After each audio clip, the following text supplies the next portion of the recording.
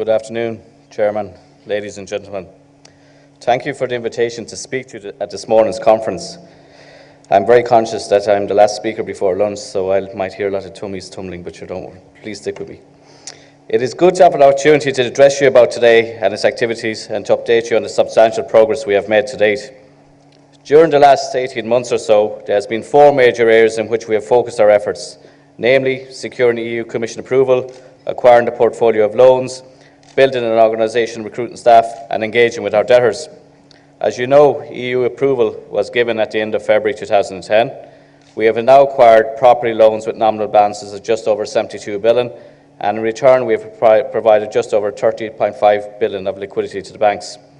And an additional 1.9 billion will be transferred shortly, bringing our overall portfolio to just over 74 billion. NAMA, of course, as an organisation, as the Chairman has pointed out, didn't exist 2 years ago. It had to be built from scratch over the course of 2010 and during 2011. We have recruited almost 200 specialists in property, banking, finance, law and other areas to ensure that the agency has expertise available to it to manage the huge portfolio we have acquired. Staff were recruited for the most part nationally and internationally from the private sector because the skills required are not widely available in the public sector. Finally, we are well advanced in our engagement with debtors, which will be directly managed by us, and we've put a process in place with the 5 financial institutions to manage the smaller debtors. NAMA, of course, first and foremost, is a commercial entity, and its main focus is to recover for the taxpayer what is paid for the acquired assets, plus any additional project funding, working capital and other costs. You might consider this to be an obvious point to make, but its implications, of course, are far-reaching and not always fully appreciated. What we are not, as some commentators seem to think, is some form of convalescent home where, with the passage of time, every wound has to heal itself so as to enable debtors to take time out from the consequences of their borrowing.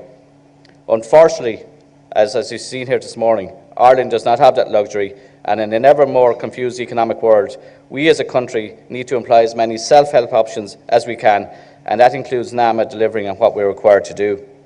Of course, the consequences of the last decade of injudicious lending by the financial institutions and overborrowing by debtors have to be faced up to today. Neither debtors nor NAMA can ignore the harsh economic realities. One, of course, of NAMA's major challenges has been to deal with the diverse and conflicting array of expectations that has been placed upon us by various interests and commentators. However, our focus has been firmly fixed on our core commercial remit that has been handed to us by the legislation, and in that context, it remains my overriding objective that NAMA will fulfil its mandate in a shorter time frame as is reasonably practical. Needless to say, that does not mean that we force our debtors to engage in precipitate fire sale of assets, a strategy which would be totally counterproductive and which relies only a fraction of what the assets are intrinsically worth. Nor, on the other hand, can we afford to sit around in the hope that some fine day we will find a cure miraculously. There is a balance to be struck between these two strategies. I believe that NAMA, as a significant player in the property market, it is part of our responsibility to work with debtors and receivers to generate the transactions which would help to lift the Irish market out of its current stagnancy. That involves, amongst other things, ensuring that property is available not at aspirational prices that have prevailed during the boom, but at prices that purchasers are actually willing to pay. Given the size of NAMA's portfolio of property loans, supply is not going to be a major concern over the future years. Demand, of course, is a very different matter. There are, of course, 2 major challenges to be addressed in terms of the demand side. In order to commit themselves on the residential side, residential purchasers, not unreasonably, need some comfort that prices are close to the bottom and they will not be faced with prolonged spells of negative equity. Secondly, potential buyers need access to bank finance. The banks, of course, are traumatised by the scale of their losses on commercial and residential property, are currently seeking to diversify their sectoral exposure away from that sector. And, of course, they are also subject to significant deleveraging commitments to the financial regulator under the recent PCAR2 exercise under non-NAMA books. Some of the initiatives which NAMA is currently examining will be designed to address both of these challenges as they manifest themselves for commercial and the residential property sectors. As you all are aware, the government has agreed with the Troika that NAMA has to generate about $7.5 billion in cash by the end of 2013, a target consistent with NAMA's board's own business plan of July 2010. This target, of course, is driving our discussions with debtors and is an important milestone to achieve for the country as a whole. To date, we have repaid close to 1.6 billion of our debt, and we expect to make another substantial repayment before the end of 2011, given our strong and healthy cash balances. On the residential front, initiatives are being considered by NAMA at present. The outlook, of course, for the residential property sector is certainly clouded, and not least because it is mostly closely linked to the real economy and overall look for employment, net pay and interest rates. Mortgage lending was forecast at the start of 2011 to be about 4.5 billion, and if we compare this to what it was in 2008, where the figure was, I believe, 26 billion. As we've seen in Q1 and Q2 of 2011, which showed that only 600 million was advanced for residential mortgages each quarter, I would have concerns that even for 2011, the 2011 target of 4.5 billion may not be met. Of course, necessarily and understandably, banks have adopted a more restrictive approach to loan-to-value ratios, and will also are taking a much more conservative approach in assessing debt servicing capacity and affordability for residential mortgages. Having said that, of course, based on the volume of inquiries that we receive, it is clear to us that there is substantial latent interest from prospective individual buyers in residential property, but mortgage finance is often referenced as a key inhibitor. I understand from my discussions with the main banks that only about 35% of approved mortgages are currently being drawn down. As I mentioned, the key impediment to residential sales is the concern that many buyers could, when they buy, that prices could fall further, and after purchasing they will find themselves in a position of negative equity for a long time to come. That concern, of course, is entirely understandable, and is one we are looking to address in the initiatives that we are currently preparing and in our discussions with the Minister and the Department of Finance. We have had ongoing discussions with the two pillar banks, AIB and Bank of Ireland, and also with Permanent TSB, and we are now close to conclusion on those. Of course, NAMA is not a bank, and it will not be a lender of residential mortgages. Our aim, of course, is to unveil a product with the banks that meets a number of key criteria. One, which generates sales of property controlled either by NAMA debtors or receivers, while providing an incentive to purchasers to buy at current prices, in the knowledge that there is some limited mechanism in place which will offer them protection against the risk of negative equity in the event that prices could fall for a number of years. Again, I would reiterate that we are not going to be a lender into the residential mortgage market. That is a role for the banks. What we want to be is an effective facilitator as one of the largest holders of residential housing stock that is security for our debtors' loans.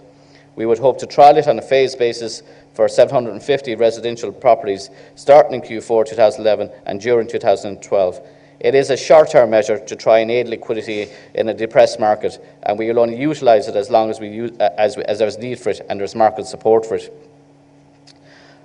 NAMA's impact on the property market over the next year or so will be felt not only through initiatives as those I've just outlined, but also through our engagement with debtors and through the receivership process. Debtors are disposing of property as part of an agreed strategy with NAMA in order to reduce their debt, and we expect it will provide significant momentum to the property market in the coming years. We have already approved the sales of 4.6 billion of NAMA assets since the 1st of March 2010, much of it connected with properties in the UK and other overseas locations. We have also approved about over 900 million in new money advances to enable projects which are commercially viable to be completed or otherwise being deployed as working capital. I should say that NAMA will make as much working capital and development capital available as our resources permit to support viable commercial projects. However, we will not commit capital to speculative projects. It is up to the debtor to make and justify commercial proposals to us so we can make informed decisions. At this stage, of course, we have acquired 72.3 billion relating to 850 debtors. The top 180 or so debtors owe a total of just over 61 billion par debt, and these will be directly managed by NAMA staff. We have reviewed the business plans submitted by these debtors before the end of 2011. We're substantially through that to this stage. In the case of the smaller debtors, the 670 or so with outstanding par debt of 13 billion, their loans will be managed by the participating institutions under delegated authority from NAMA. And again, we've made substantial progress in actually getting through those business plans. Each debtor is required to submit their business plan to the respective lending institution. The institutions will review the plans and make recommendations on their viability to NAMA, and will determine appropriate strategies in each case. And we expect by the end of 2011 we'll be through at least 90% by value of the plans, and hopefully more, and we'll get the rest done as early as possible in Q1 2012. Conscious that this is a conference about restructuring, I just want to move on to that point. NAMA, as is often misunderstood about what we're about, but one thing I can say to you today is that we do not offer debt forgiveness, but we are realistic that if 74 billion of loans we have purchased are only backed by assets that's worth over 31 billion, then that is the amount that we can be expected to recover. We would, of course, aim to recover much more, but that's very much dependent on Irish and worldwide economic recovery at growth rates that are currently not considered likely. We reserve our position on debtors' indebtedness until all the assets are realised, and we will make an assessment at that stage as to the most appropriate course of action based on the assiduousness and behavioural attitude shown by the debtor in trying to help NAMA and the taxpayer realise the maximum amount. When NAMA has assessed a debtor's business plan, there are 5 main courses of actions that we will pursue with the debtor. The first one is a full restructure. This is a strategy to pursue of the acquired loans that implies that new loan documentation will be issued and new security will be taken, or existing security will be retaken if we don't believe it's strong enough. This strategy is generally required where significant documentation gaps exist, with a view to giving NAMA a better option to monetise the loan portfolio at a future time. The full restructure will include a connection management agreement known as the CMA, which sets out the financial as well as the behavioural conditions which NAMA insist upon as part of the restructure. The full restructure will retranche the existing power debt into what we call a Loan A, which is a fully interest-bearing debt, a Loan B, a non-interest-bearing debt with a back-end fee of up to 25% payable to NAMA, and a Loan C, which includes new monies advanced by NAMA for working capital and other capital expenditure. The second option that we will pursue is a limited restructure with a connection management agreement. This is a strategy. This is a strategy where we will not necessarily do full documentation, but we'll apply a CMA over the existing facilities, and such strategy will include maybe the perfection of some parts of the existing security or a pledge of new security by the debtor. As with a full restructure, the CMA restructure will typically incorporate loans A, B, and C categorisations. The third option we may pursue is what we know is called a letter of support. This is a strategy for the acquired loans, implies that the loans will not be restructured, but will remain governed by the existing loan documentation, but will most likely subject to additional conditions applied by NAMA and documented in a letter of support. Additional security may be taken separately with respect to any unencumbered assets. This strategy is also referred to as a trial period and is limited to a maximum period of 12 months. At the end of this trial period, NAMA will make a decision on which further options to pursue. Our fourth option, of course, is a disposal programme, and this implies that the underlying assets, typically property, will be sold in the short term, say within 2 years, and will preclude the need for NAMA to incur costs making amendments to existing loan agreements or supplementary agreements with the debtor. Loans may also be sold under a loan disposal programme. This strategy we agreed following review of the business plan, or in the absence of the business plan. It will also can be pursued voluntarily or through enforcement. The fifth option that we will pursue, of course, is enforcement. This implies that an appropriate delegated authority has or will approve the appointment of an insolvency practitioner to one or more assets acquired by NAMA. The appointment will cover the majority of asset value by the debtor group, but not necessarily all the assets in the debtor group. Cases with partial enforcement, i.e. covering a minority of the asset value, will be classified based on the strategy applying to the majority of the asset value held by the debtor. Loan sales will form a major part of NAMA's strategy going forward, now that we're almost through the debtor's business plan and we have gleaned considerable knowledge about the assets and the debtors. Yesterday, we have issued an RFP to the market under EU tendering competition rules, seeking to appoint a panel of loan sale advisors in both the USA and Europe. Details are on the etenders.gov.ie website or on the NAMA website. From these panels, we will appoint advisors to design and sell individual loans and whole debtor connection loans. International investors are clearly very important in terms of our realm. An inflow from capital from abroad would be necessary and welcome, but even in the case of foreign investors, there are significant obstacles to attracting investment at present, not least the current economic and fiscal uncertainty associated with Ireland and with Europe. The outlook for Ireland is improving, but it is interwoven with the ongoing euro crisis and the limited availability of international bank funding. Uncertainty, of course, about possible changes to existing lease contracts in Ireland is also a significant issue holding back potential investors. But I am hopeful that this will be clarified soon by government so the market can digest it and move on. While commercial property may appear to be well supported by the strong performance of certain sectors of our economy, domestic investors will continue to be wary given the fact that many of them are already overexposed to Irish commercial property. Foreign investor capital has hardly featured in the last 10 years in the Irish commercial property market, and in 2010 only about 75 million was invested by some foreign investors, some German funds, a welcome development, but is hardly significant. 150 million was invested in the first half of 2011. The peak in terms of commercial property investment transactions was 3 billion in 2006, all involving domestic investors, and a lifetime ago in terms of the property market and where the banking system is today. My colleagues and I spend a great deal of time each week meeting potential investors at our offices, at conferences such as this, and indeed at their offices, which are based primarily in London. The absence of international investors in Irish property over the last 10 years and the impact of Ireland's admission into the arms of the Troika does mean that Ireland does not figure high on their investment radar. They are far more used to deploying their capital elsewhere, particularly in London.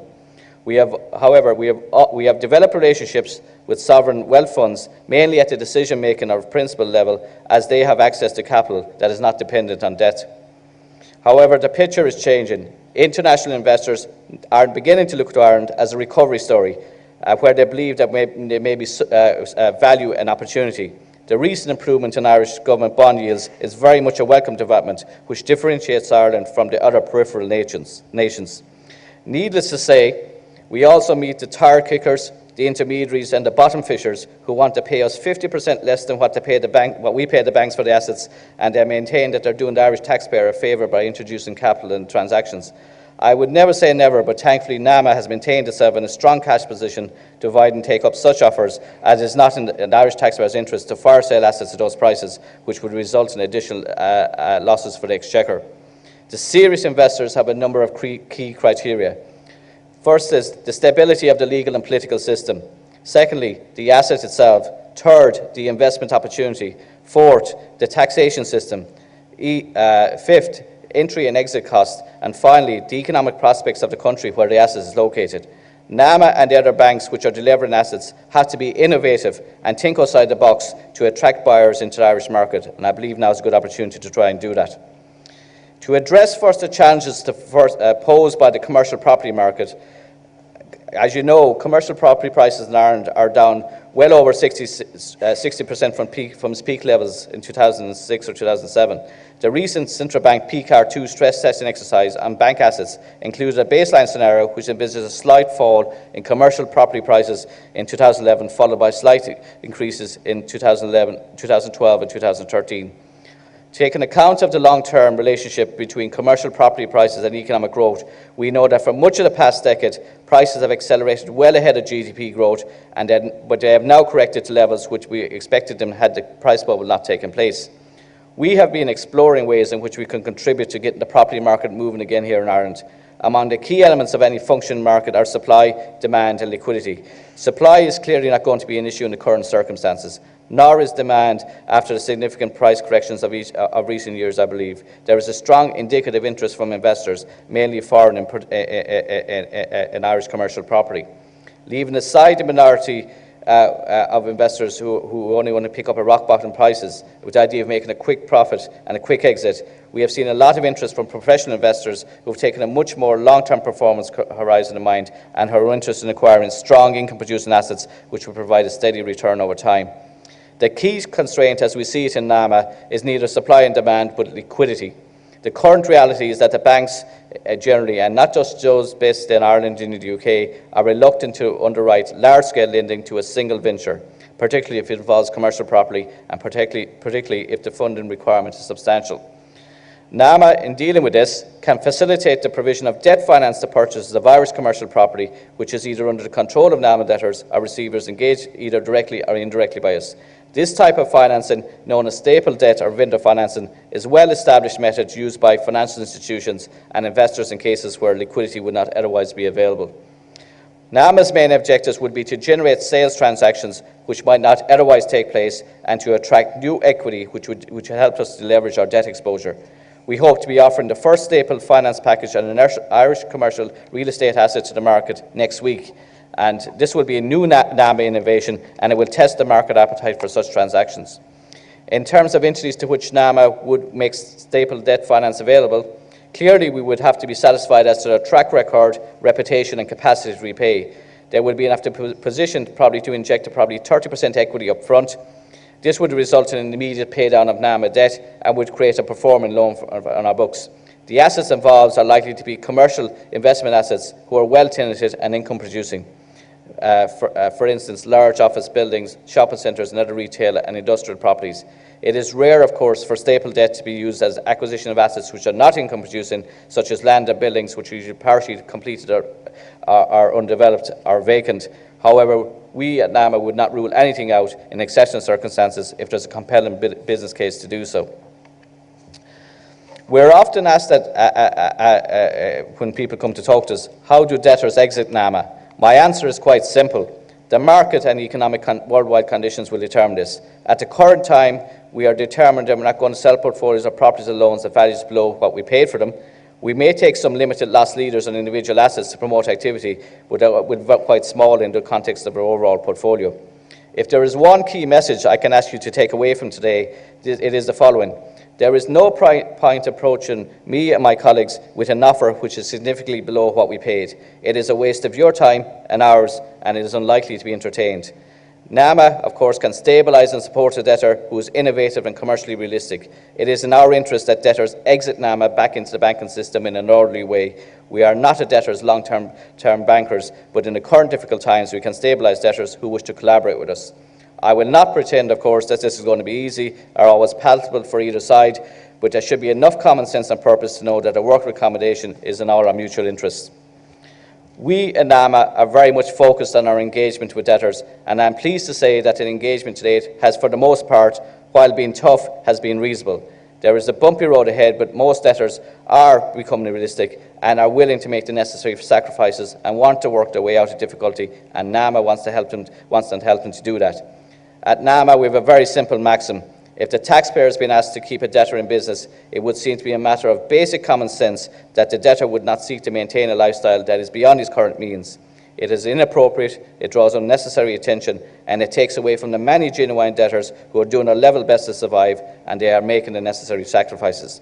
I urge debtors to engage with us in a realistic way, but you have to meet us halfway. We want to try and achieve a consensual workout. It is the optimum way to find a solution in a very difficult problem in the interest of all our citizens. We have many other stakeholders, of course, besides debtors and taxpayers. We are expected to have views on planning, provide a social dividend, meet an array of government expectations, manage debtors, deal with banks, and meet targets set by the Troika on debt paydown. All of these, of course, are entirely legitimate and valid, but we are not and cannot be a panacea for all Ireland's ends. We are determined to play our part in the economic recovery of Ireland. NAMA, of course, by the sheer scale of the loan portfolios acquired from the banks and building societies, which was built up during the latter years of the Celtic Tiger, particularly 2003-2008, has a local, national and international dimension that will influence how we are perceived. Everything NAMA does, however well-intentioned, well-researched and met with the objective of fulfilling our statutory remit, is likely to be commented on favourably and unfavourably. The board and the executive team understand that, but I assure you that whatever decisions we make, it is for the right reasons, without favour, influence and bias. Chairman, ladies and gentlemen, and potential buyers, thank you again for the invitation to address you this morning, and I do hope you found this useful.